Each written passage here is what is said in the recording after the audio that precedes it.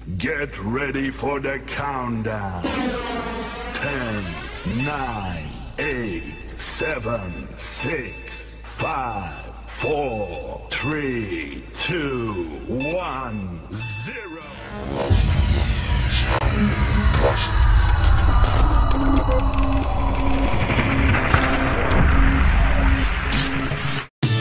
Halo semua, perkenalkan nama saya Tulisa Putri Karyawati. Saya dari Universitas Muhammadiyah Tangerang, Fakultas Ekonomi dan Bisnis. Nah, di sini saya akan menjelaskan tentang desain penelitian. Apa sih desain penelitian itu? Bagaimana proses pengukurannya dan lain-lain. Oke, saya akan membahas. Untuk desain penelitian, rencana penelitian yang menjelaskan berbagai cara yang digunakan untuk menjawab permasalahan dan penelitian. Di sini ada 4. Pertama, populasi dan sampel. Kedua, jenis data. Ketiga, definisi operasional. Dan yang keempat, metode analisis data. Untuk yang pertama, definisi operasional adalah merupakan variabel dengan menggunakan berbagai skala. Untuk macam-macam skala pengukuran ada 4, yaitu yang pertama ada skala nominal, kedua skala ordinal, ketiga skala interval, yang keempat skala rasio. Jadi ada 4 skala pengukuran. Lalu yang pertama ada skala interval. Skala interval itu atau likes digunakan untuk mengukur sikap, pendapat, perspektif seseorang atas kelompok orang tentang fenomena. Dengan skala likes, variabel dijabarkan sebagai indikator, kemudian indikator dijadikan item-item pertanyaan.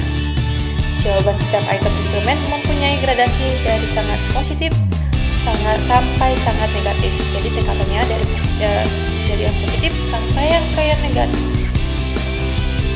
Contoh alternatif jawaban dalam skala likes. A. Sangat setuju, sangat tidak positif. B. Setuju, positif.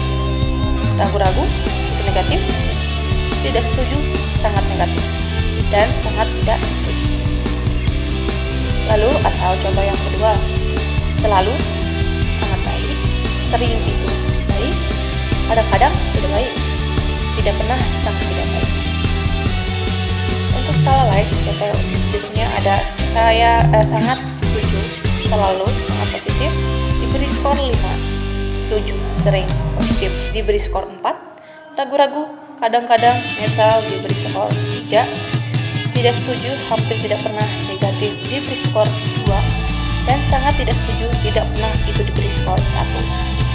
Skala Goldman, skala pengukuran dengan 2 jawaban yang tegas data yang didapat interval atau rasio.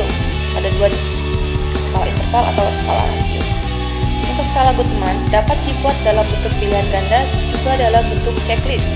Jawaban dibuat skor tertinggi 1 dan terendah 0. Jadi untuk skornya itu antara 1 dan 0. Yang kedua ada skala nominal. Skala pengukuran di mana angka tidak memiliki makna kecuali hanya sebagai pembeda. Contoh, hitam putih, KAP bit 4, KAP bit 4, non bit 4.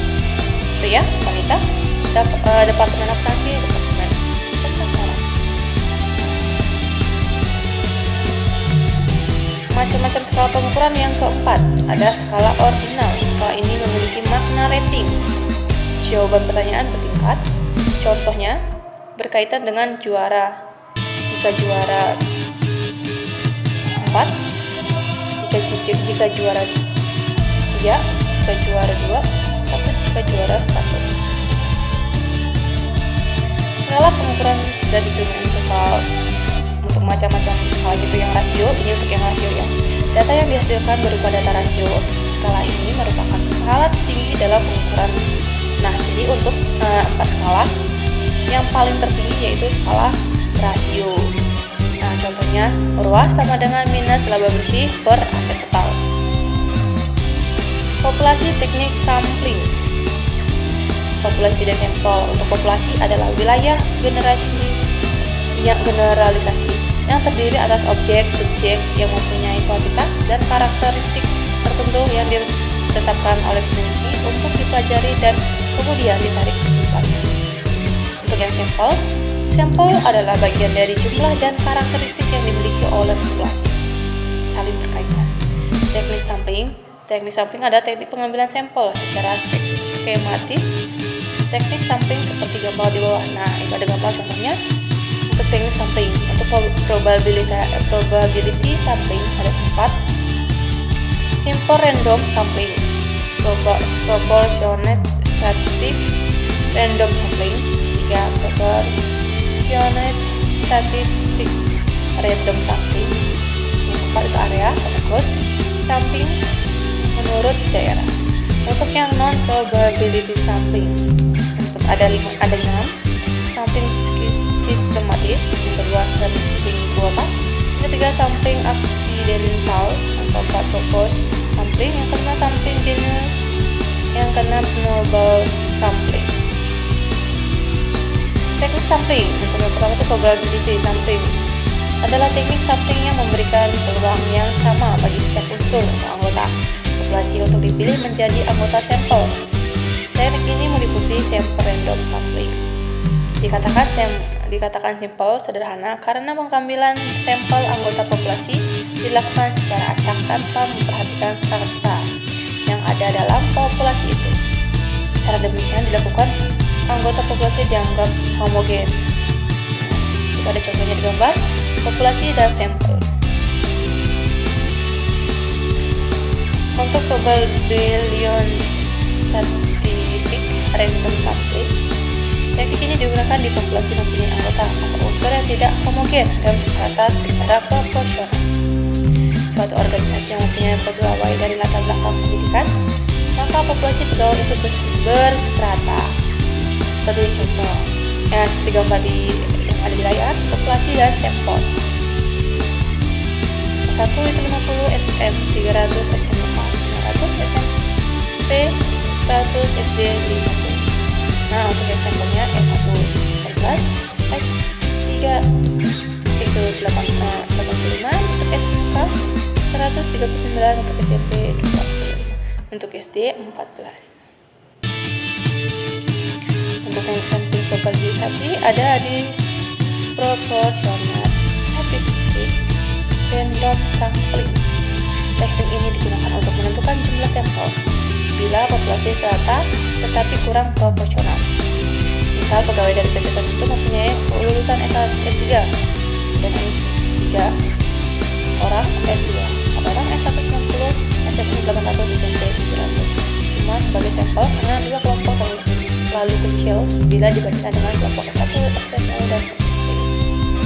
Nanti itu ada flood sampling atau area sampling. Teknik sampling untuk menentukan sampel bila objek yang akan diteliti oleh peneliti atau sumber data sangat luas. Misal penduduk dari suatu negara, provinsi atau kabupaten. Untuk menentukan penduduk mana yang akan dijadikan sumber data, pengambilan sampel berdasarkan daerah populasi yang ditetapkan. Contoh yang ada di layar, teknik cluster random sampling. Lalu ada non probabilitas sampling, itu adalah teknik yang diberikan peluang atau kesempatan sama bagi setiap unsur atau anggota populasi untuk memilih menjadi sampel. Yang pertama ada sampling sistematis. Sampling sistematis adalah teknik penentuan sampel berdasarkan urutan dari anggota populasi yang telah diberikan nomor urut. Misalnya anggota populasi terdiri dari 100 orang. Dari semua anggota itu diberikan nomor urut yaitu nomor 1 sampai dengan nomor urut 100. Pengambilan sampel dapat dilakukan dengan nomor ganjil saja atau genap saja. Bisa pilih nih, mau yang genap saja atau yang ganjil. Atau meliputi dari bilangan tertentu. Misalnya kelipatan dari bilangan 5 ke 7. Maka yang diambil sebagai contoh ada nomor 3, 10, 15, 20. Karena kelipatan dari 3 dan seterusnya sampai 100. Yang B, sampling kota. Teknik untuk menentukan sampel dari populasi yang mempunyai ciri-ciri tertentu sampai jumlah atau kuota yang diinginkan. Jadi berapa nih kuota yang kita inginkan? Sebagai contoh, akan melakukan penelitian terhadap pegawai golongan 11 dan penelitian dilakukan secara kelompok. Setelah jumlah sampel ditentukan 100 dan jumlah anggota peneliti berjumlah 5 orang, maka setiap anggota penelitian dapat memilih sampel secara bebas sesuai dengan karakteristik yang tertentu. Golongan 11 sebagai sebanyak 20 orang. Dan C, itu ada sampling aksidental. Sampling aksidental adalah teknik penentuan sampel berdasarkan kebetulan, yaitu siapa saja yang secara kebetulan bertemu dengan peneliti dapat digunakan sebagai sampel. Bila dipandang orang yang berkebetulan ditemui itu cocok sebagai sumber data. Jadi siapa aja nih yang kita temui kita mau jadikan sampel itu bisa, jika orangnya mau. Nanti ada sampling purposive. Sampling purposive adalah teknik penentuan sampel dengan pertimbangan tertentu. Misalnya, akan melakukan penelitian tentang disiplin pegawai, maka sampel yang dipilih adalah orang yang ahli dalam bidang pegawai saja. Yang ini ada sampling jenuh. Sampling jenuh adalah teknik penentuan sampel bila semua anggota populasi digunakan sebagai sampel. Hal ini sering dilakukan bila jumlah populasi relatif kecil, kurang dari 30 orang. Istilah lain sampel jenuh adalah sensus, di mana semua anggota populasi dijadikan sampel. Terus untuk teknik sampling atau non-probabilitas sampling, yang F itu ada snowball sampling. Snowball sampling adalah teknik penentuan sampel yang mula jumlahnya kecil, kemudian sampel dengan seperti ini disuruh memilih teman-temannya untuk dijadikan sebagai sampel. Jadi mereka harus memilih nih apa yang ambil dari sampel. Ada snowball sampel yang A, pilihan A, B, dan C. Jadi yang B ini akan memilih D, E, F, G, K, L. Dan yang C, G, H, I, M, N, O. Sekian penjelasan saya.